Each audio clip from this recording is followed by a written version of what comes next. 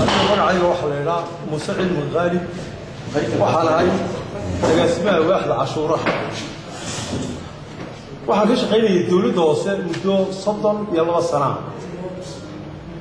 waxay ma ana raganu qisadan ka dhacday shalay dawladda hoose boorama kuma ana rag maanta ka hor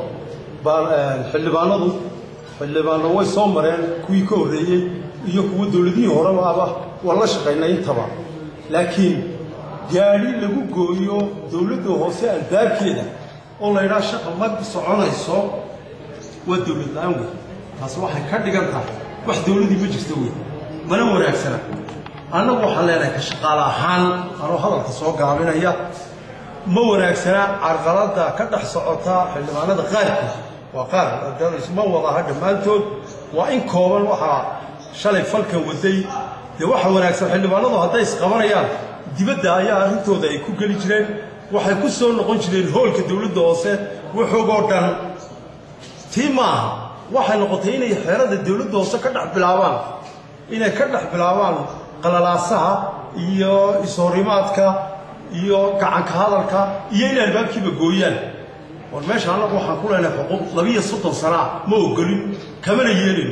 nin albaabka iyo shaqada carqaladeeya kama yeelin waxa la xino ayaana ma jiraan muddada ay shaqeynayaan waa muddo cayiman iyagu wax loo cayimay weey waa 5 sano sanad iyo dhowr bilood baa dhacay ورانك ميودو ما نجاك حينا يا لبي صدق هون سنة وربع ونشوف نباش كم يلي نمر كائنا يهلكن ظروف كبيرة كنكتان. أرموا أدنى خسية دولة هوساهان أي شركة داعي دولة هوسة حلبان ضدن معها ودور حلبان لبسته والباب كوي الباب كدولة هوسة جيت كوين مين جيت كبابور كوي dadkii ka adeegan lahaa dawladda hoose arintaas carqalad badan bay u keentay dakhli ururintayadii dawlad waxa uu keentay dib badan lacagtii khasnada taalay oo 12 milyan ahayd oo bangiga la geyn lahaa khasnajigi wuxuu waayay baabuurkiisii meel uu ka saaro go'aan degdeg u qaatay oo una nagala tashan gacan buu ku qaaday 12 milyan oo dawladda hoose laga qaaday oo bangiga lagu geeyay gacan maxaad u malaynaysaa oo suuqa la sii dhex maray khatar bay ahayd wala boobi karayay dadku nooc walba way leeyihiin arrintaana mas'uuliyadeeda waxa qaadi lahaa hadii lacagta la boobo xildhibaanadii albaabka ku gooyay baabuurka كويسلكو وقوليه دجان كلا صوت أرتي وقوليه شرعي دجينها أنا ويسمع قاعدين وحي صوت أرتين جدي فلانات مير مير كريجان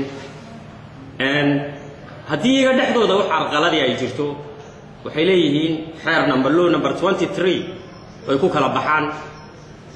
نيكي مير دورة ينو نقضو يقولها دجان كاو عدية عضبو كن نقدا مير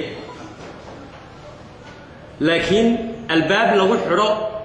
بابور تنينا مير كما نقول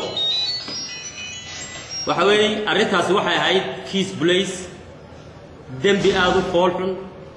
عيب حلدباننا دي كلي أنا دمبي جيسان حتى ولا قبطي أريتها وحلينا هاي حلا ماريو هاي دا شرعيها هلقا هورتيغو كيس كاسي haddaan wax laga qaban oo soo noqnoqoto waxa carqalad galaysa shaqadii anagu aanay anagu shaqaalaanahay fuliyayaal baan nahay waruti Muuse dhowr iyo 30 sano u shaqeynay anu 10 sano kama yeelin tanalka joogay mid taqriiban 8 sano ilaa 9 sano weeyaan xuquuq baan ku leenahay golaha deegaanku iyagu iska tagayaan anagu waan joogaynaa hadii ilaahay nafta noo daayo taasi waxa weey lagu shaqaalaanahay arrimo maaragtay muxuu ahaa bolosiya waxa shaqo ku leeyahay gelin ma wixii siyaasadda